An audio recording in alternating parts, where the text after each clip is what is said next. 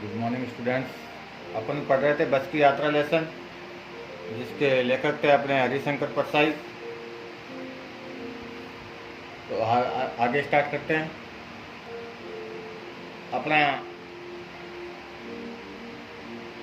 वो पांचों मित्र थे, उनमें से कुछ गांव जा रहे थे, जबलपुर। तो ये बस के बारे में इसकी चर्चा हो रही थी, यात्रा हो रही थी। पुरानी बस थी। तो इंजन स्टार्ट हो गया, ऐसा जैसा सारी बस ही इंजन है, और हम इंजन के भीतर बैठे हैं। कांच बहुत कम बचे थे, जो बचे थे उनसे ही हमें बचना था। हम फ़ौरन खिड़की से दूर सरक गए। इंजन चल रहा था, हमें लग रहा था कि हमारी सीट के नीचे इंजन है। बस सचमुच चल पड़ी और हमें लगा कि ये गांधी जी की असहयोग और सविनय अवज्ञा आंदोलनों के वक्त अवश्य जवान रही होगी। उसे ट्रेनिंग मिल चुकी थी, हर हिस्सा दूसरे से असहयोग कर रहा था। पूरी बस सविनय अवज्ञा आंदोलन के दौर में गुजर रही थी।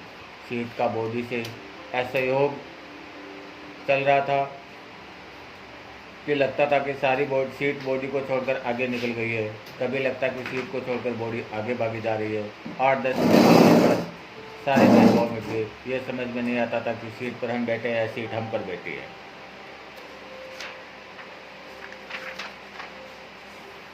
कहने का भाव है कि लेखक क्या कह रहा है कि लेखक को बस की जर्जर हालत देखकर विश्वास नहीं हो रहा था कि इंजन स्टार्ट हो गया क्या। बस की ऐसी कंडीशन थी कि मानो लग ही नहीं रहा था कि बस चल पड़ी। लेकिन बाद में विश्वास ही नहीं हुआ कि यार इंजन, ड्राइवर जैसे ही सीट पर बैठा, इंजन स्टार्ट करा तो वो इंजन स्टार्ट हो चुका था। लेकिन थोड़ी देर बाद ही इंजन चालू हो गया। इंजन के साथ सारी बस थरथरा रही थी। जैसे इंजन स्टार्ट हुआ, बस थर कांपने लगी। कभी आप पुरानी बस में बैठना, तब आपको पता चलता है ना कि जैसे इंजन स्टार्ट होती है तो पूरी बस धीरने लग जाती है। ऐसा लगता था मानो सारी बस ही इंजन थी और वे बस के अंदर नहीं बल्कि इंजन के भीतर बैठे थे। ऐसा लग रहा था कि जैसे इंजन स्टार्ट करा तो मानो ऐसा लग रहा था कि सारी की सारी बस ही इंजन है और ये सब इंजन पर ही बैठे हैं। बस के लगभग सभी खिड़कियों के कांच टूटकर गिर चुके थे। लेखक और उसके मित्र ये देखकर खिड़की से दूर चले गए और बस की जितने भी खिड़कियों के कांच लगे थे सब वो टूट चुके थे। लेखक और उसका जो मित्र था वो खिड़की से दूर सरक गए। कभी भी कोई कांच टूटकर उन्हें घायल कर सकता था। इन लोगों को लग रहा था मानो वो इंजन के ऊपर बैठे हैं। उनको लगता था कि कहीं ये कांच हमारे ऊपर नहीं आ जाए। तो वे सीट से खिड़की से दूर सरक गए दोनों, लेखक और मित्र। और इन लोगों को लग रहा था कि मानो वे इंजन के ऊपर बैठे हो।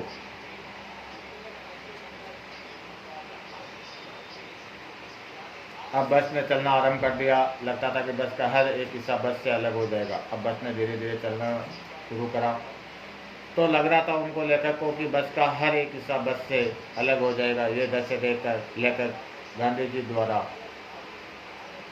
अंग्रेज सरकार के विरुद्ध चलाए गए असहयोग आंदोलन और सरकार के कानूनों का विरोध करने वाले आंदोलन की याद आने लगी। जब बस ने चलना शुरू करा तो अंग्रेजों के टाइम में जो गांधी जी ने आंदोलन करे थे सरकार के विरुद्ध, वो असहयोग आंदोलन और सरकार के कानूनों का विरोध करने वाले आंदोलनों की लेखक को याद आने लगी। उसने व्यंग्यात्मक सोचा कि ये बस उसी ज़माने की होगी। उन्होंने सोचा कि ये बस उसी ज़माने की है जब अंग्रेज़ों के विरुद्ध गांधी जी असहयोग आंदोलन चला रहे थे, उस ज़माने की लग रही है। तो उस वक्त ये नहीं रही होगी। इसे दोनों आंदोलनों की सीख मिली हुई थी। कभी लगता था कि बस की बॉडी से टूटकर अलग हो जाएगी, तो कभी लगता था कि बॉडी ही सीट के पीछे छोड़ देगी। कुछ मिनट चलने के बाद सीट टूट गई और सभी मित्र उसके नीचे फंस गए। एकाएक बस रुक गई। एकाएक बस रुक गई।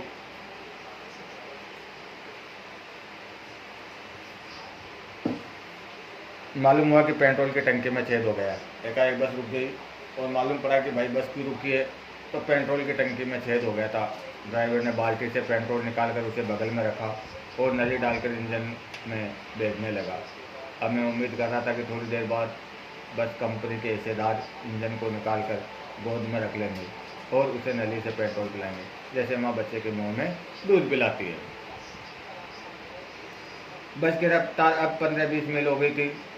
मुझे उसके किसी हिस्से पर भरोसा नहीं था। ब्रेक फेल हो सकता था, स्टीयरिंग टूट सकता था। प्रकृति के दर से बहुत लुभावने थे। दोनों तरफ हरे बड़े पेड़ थे जिन पर पक्षी बैठे थे। मैं हर पेड़ को अपना दुश्मन समझ रहा था। जो भी पेड़ आता डर लगता कि बस इससे बस टकराएगी। वह निकल जाता तो दूसरे पेड़ का इंतजार करता। झील दिखती तो सोचता कि इस बार इसमें बस गोता लगाएगी। तो इसमें लेखक कह रहा है कि अचानक पेट्रोल की टंकी में छेद हो जाने से बस रुक गई और ड्राइवर पेट्रोल की बाल्टी, पेट्रोल की जैसे छेद हो गया तो क्या करा उसने, पेट्रोल बस को रोक दिया और पेट्रोल को एक बाल्टी में भरकर नली से इंजन में पहुंचाने लगा। तो लेखक को लगा कि अब तो थोड़ी देर बाद इंजन को भी ड्राइवर निकाल कर गोदी में रख लेगा। जब पेट्रोल को बाल्टी से भरकर वो इंजन की नली में फिट कर दिया तो फिर उसको लगा कि ये तो थोड़ी देर बाद में आगे चलेगी गाड़ी और इंजन को भी निकाल के गोद में रख लेगा, जैसे माँ अपने बच्चे को गोद में बिठाकर शीशी से दूध पिलाती है, ऐसा वो लेकर सोच रहा था।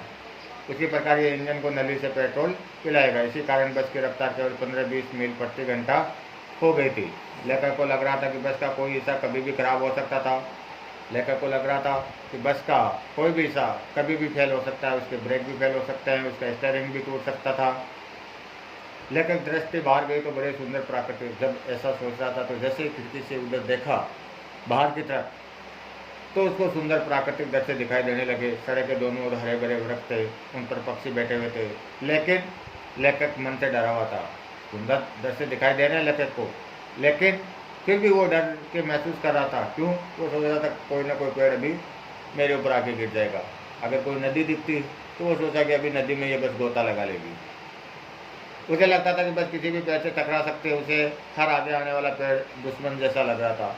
क्यों? दुश्मन तो उसको लग रहा था कि बस चल रही थी और बस की कंडीशन देख के उसे लग रहा था कि बस कभी भी पेड़ से टकरा सकती है और कोई भी पेड़ उसके सामने आता तो लेखक को दिखता तो वो उसको दुश्मन ही नजर आ रहा था। जब उस रास्ते की कोई झील दिखाई पड़ती तो उसे लगता कि बस झील में गिरकर डूब सकती थी। अगर कोई उस रास्ते में उसको कोई झील दिखाई दे रही थी तो लेखक को लगता कि अभी अभी बस झील में डूब जाएगी। एकाएक फिर बस रुकी। ड्राइवर ने तरह तरह की तरकीबों की परवाह चली नहीं। सविनय के आंदोलन शुरू हो गया था। कंपनी के हिस्सेदार कह रहे थे बस तो फर्स्ट क्लास है जी, यह तो इत्तेफाक की बात है। सीन सामने से वृक्षों की छाया के नीचे वह बस खड़ी दयनीय लग रही थी। लगता है जैसे कोई वर्द थक कर बैठ गई है। हमें ग्लानि हो रही थी कि बेचारी पर लदकर हम चले आ रहे हैं। अगर इसका परिणाम हो गया तो इस बियाबान में हम इसकी अंत्येष्टि करनी पड़ेगी। हिस्सेदार साहब ने इंजन खोला और कुछ सुधारा। बस आगे चली। बस को क्यों रोका? क्योंकि थोड़ा इंजन खराब हो गया था, इसलिए बस को रोका। हिस्सेदार साहब ने क्या करा? इंजन को खोला और फिर वापस उसको कुछ सुधारा और बस चलनी पड़ी। उसकी चाल और कम हो गई थी। धीरे धीरे वर्धा की आंखों की ज्योति जाने लगी। चांदनी में रास्ता टटोल कर वह रेंग रही थी।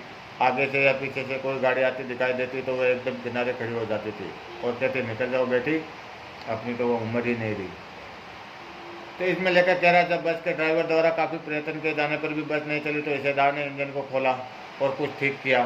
जब बस रुक गई तो वो चली नहीं तो हिस्सेदार जो कंडक्टर है, खलासी है, तो खलासी क्या हुआ, बहुत इंजन को खोला, बहुत प्रयत्न करा, उसको थोड़ा बहुत सुधारा तो बस आगे चल पड़ी।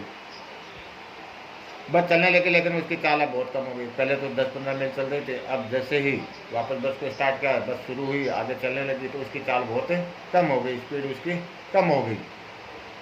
धीरे धीरे बस की बत्तियाँ भी मंद होने लगी और धीरे धीरे बस की जो लाइटें थी वो भी मंद होने लगी। अब बस ऐसा लग रहा था मानो वह धुंधली चांदनी में रास्ता टटोलती हुई चल रही। मानो अब तो ऐसा लग रहा कि लाइटें एकदम धीरे हो गई। अब उसको कुछ दे एकदम धीमे हाथ जैसे अपन देखते हैं टॉर्च की लाइट, वैसे उसकी लाइटें हो गई थी और वह चांदनी रात में अपना रास्ता टटोलती हुई चल रही है। जब आगे या पीछे कोई गाड़ी आती हुई दिखती तो ड्राइवर तुरंत उसे एक किनारे पर खड़ी कर देता।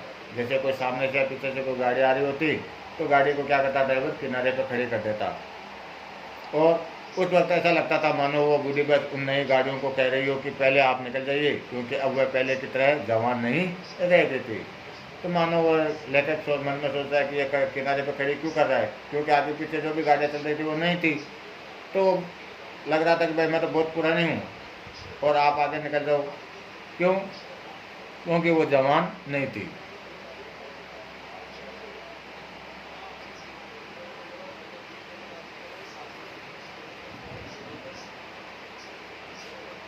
एक पुलिया के ऊपर पहुंचे थे कि टायर खिस करके बैठ गया। वह बहुत जोर से हिलकर थम गई।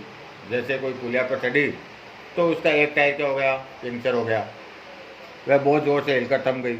अगर स्पीड में होती तो उछलकर नाले में गिर जाती। अगर वो स्पीड में होती तो क्या होती, उछलकर नाले में गिर जाती। मैंने उस कंपनी के हिस्सेदार की तरफ पहली बार श्रद्धा भाव से देखा। वे टायरों की हालत जानते हैं, फिर भी जान हथेली पर रखकर इसी बस में सफ़र कर रहे हैं। उस सर की ऐसी भावनाएं दुर्लभ है। सोचा इस आदमी के साहस और बलिदान भावना का सही उपयोग नहीं हो रहा है। इसे तो किसी क्रांतिकारी आंदोलन का नेता होना चाहिए। अगर बस नाले में गिर पड़ती और हम सब मर जाते तो देवता बाहें पसार के उनका इंतजार करते, कहते वह महान आदमी आ रहा है जिसे एक टायर के लिए प्राण दे दिए, मर गया पर टायर नहीं बदला। लेखक क्या कह रहा है कि लेखक कहता है कि जब बस एक पुलिया के पास पहुंची तो बस का टायर पंचर हो गया और बस झटके के साथ हिलकर रुक गई। अगर बस की स्पीड कम थी, बस की स्पीड क्या थी, कम थी। अगर अधिक स्पीड होती तो निश्चित ही उछलकर वो किस में गिर जाती, नाले में गिर जाती। लेखक ने बड़े ही श्रद्धाभाव व्यंग्यपूर्वक से हिस्सेदार की तरफ देखा और सोचा कि टायरों की ऐसी हालत देखकर ये जान हथेली पर रखकर यात्रा कर रहा है। बलिदान की ऐसी भावना अत्यंत कहीं देखने को नहीं मिलेगी। इस कंपनी के हिस्सेदार को तो किसी क्रांतिकारी आंदोलन का नेतृत्व करना चाहिए। अगर बस नाले में गिर जाती तो परलोक में देवता भी उसका ये कहकर स्वागत करते, टायर के बदले अपने प्राण देने वाला ये महान आदमी है, कहते हुए उसे अपनी बाहों में भर लेते हैं। दूसरा दिशा टायर लगाकर बस फिर चली। अब हम अपने वक्त पर पन्ना पहुंचने की उम्मीद छोड़ दी थी। पन्ना कभी भी पहुंचने की उम्मीद छोड़ दी थी। पन्ना क्या, कहीं पर भी कहीं पहुंचने की उम्मीद छोड़ दी थी। लगता था जिंदगी बस इसी में ही गुजारनी है और इसे सीधे उस लोक को प्रयाण कर जाना है। इस पृथ्वी पर उसकी कोई मंजिल नहीं है। हमारी बेताबी तनाव खत्म हो गए। हम बड़े इम्तिहान से घर की तरफ बैठ गए। चिंता जाती रही, हंसी मजाक चालू हो गया। लेखक कहता है कि बस का टायर फट जाने पर दूसरा टायर लगाया, वह भी पुराना और घिसा हुआ था। लेखक वह उनके अन्य साथियों ने ऐसी हालत देखकर पन्ना पहुंचने की उम्मीद ही छोड़ दी थी। लेखक कहता है कि पन्ना ही क्यों, कहीं भी पहुंचने की उम्मीद छोड़ दी थी। अब तो उन्हें यह लगा कि पन्ना तो क्या, पृथ्वी पर कहीं पर भी हम नहीं पहुंच पाएंगे, क्योंकि इस बस की मंजिल पृथ्वी पर नहीं परलोक में है। हमें भी अपनी बची जिंदगी इसी बस में बितानी है। यह सोचकर लेखक ने तनाव, उतावली, खींच सभी समाप्त हो गए। अपने साथियों के साथ हंसी मजाक करना शुरू कर दिया। अब लेखक बेफिक्र होकर बस में यात्रा करने लग गया। उसने सोचा भाई टायर भी बदल दिया, फिर दोबारा दूसरा टायर लगाया, वो भी घिसा पिटा था, पुराना था। तो लेखक ने पूरी उम्मीदें छोड़ दी। भाई अब तो जीना मरना सब है, पहुँचना तो कहाँ, पढ़ना तो अभी पहुँच ही नहीं पाएंगे। अब तो जीना मरना इसी बस में है, सब कुछ है।